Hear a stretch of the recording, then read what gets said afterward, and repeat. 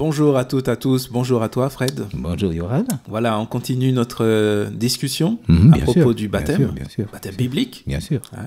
Et on a parlé du baptême tel que Jean le proposait, et puis le baptême tel que Jésus l'a proposé. Nous avions remarqué que le baptême de Jésus avait quelque chose de plus complet. Exactement, exactement. Il s'inscrivait vraiment dans un plan, on peut dire, un plan de Dieu. Absolument. Pour l'homme. Tout à fait. Eh bien, c'est effectivement ce que nous allons voir aujourd'hui, si tu veux bien. À savoir, on va examiner ensemble le texte d'Actes 19, 1 à 5, où l'apôtre Paul va être confronté à une situation un peu particulière. Nous allons en prendre connaissance, on verra comment. Très bien. Actes chapitre 19, versets 1 à 5.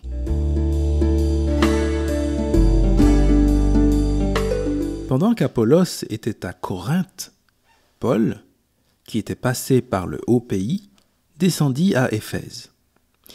Il y trouva quelques disciples et leur dit : « Avez-vous reçu l'Esprit Saint quand vous êtes devenus croyants ?» Ils lui répondirent : « Nous n'avons même pas entendu parler d'un Esprit Saint. » Il dit : « Quel baptême avez-vous donc reçu ?» Ils répondirent : « Le baptême de Jean. » Alors Paul dit : « Jean a baptisé d'un baptême de changement radical ou de repentance. Il disait au peuple de mettre sa foi en celui qui venait après lui, c'est-à-dire en Jésus.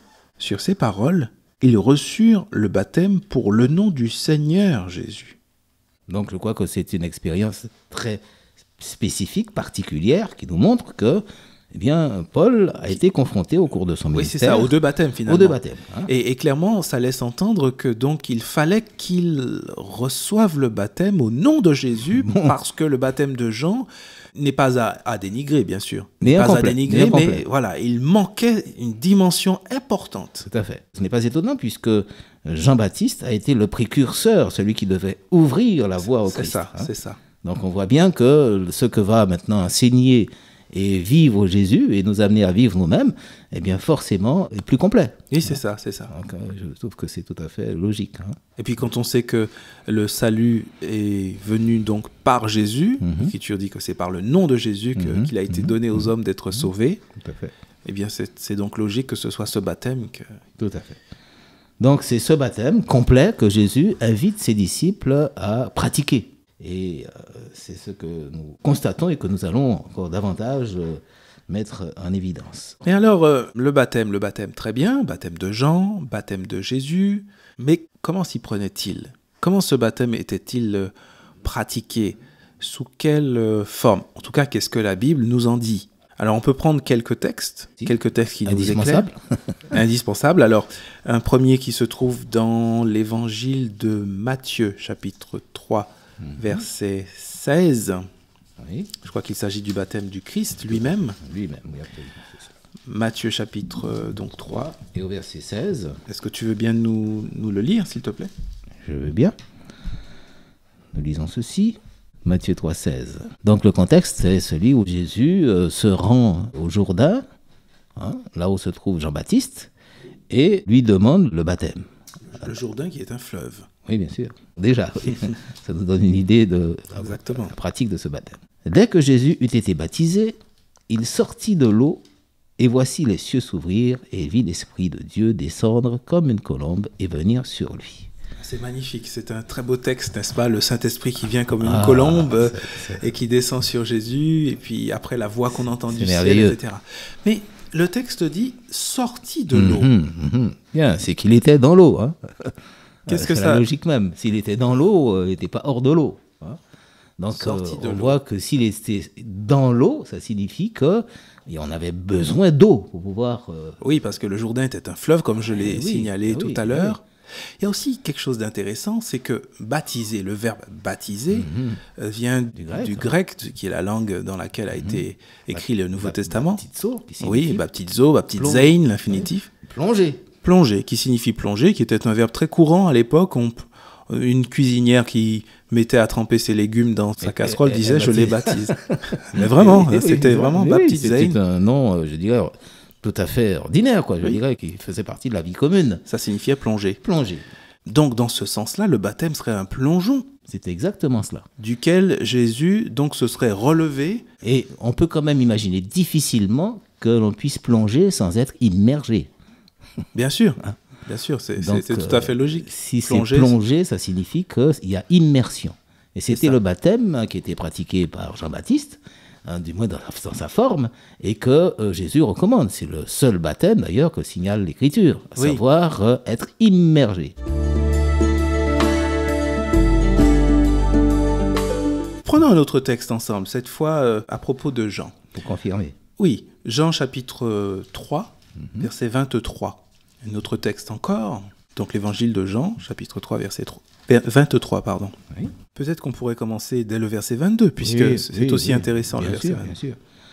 Donc il est dit, après cela, Jésus, accompagné de ses disciples, se rendit dans la terre de Judée. Et là, il demeurait avec eux et il baptisait. Donc Jésus lui-même, semble-t-il, baptisait. Dans un autre texte, on nous dit que c'était ses disciples qui baptisaient. Oui, enfin bon, il baptisait. Jean aussi baptisait à Hénon, près de Salim, parce qu'il y avait là beaucoup d'eau et on y venait pour être baptisé. Pour être plongé, quoi, Donc si ça- on reprend le sens tout à fait. du verbe. Donc ça confirme que là où il y avait beaucoup d'eau, signifie que c'était un endroit particulier du Jourdain où l'eau était plus importante, en tous les cas le lit était plus profond, Oui, c'est ça. et donc on avait besoin de cette eau pour être immergé. Oui, On d'une pouvait- certaine profondeur pour que quelqu'un puisse y être plongé. Absolument, absolument. Ça semble tout à fait logique. Donc il ne fait pas de doute que c'est bien ce que nous enseigne la Bible. Le baptême pour la Bible est un acte où le baptisé est immergé, est plongé. Et d'après les textes que nous savons, que nous connaissons, toi et moi, je suis sûr que tu en auras un à l'esprit, là, eh bien, cette façon de faire, le fait de plonger, eh bien, exprimait elle-même, avait une signification elle-même, avait une symbolique très absolument, importante. Absolument, et c'est ce que nous allons d'ailleurs examiner maintenant. Pourquoi plonger ? Ok.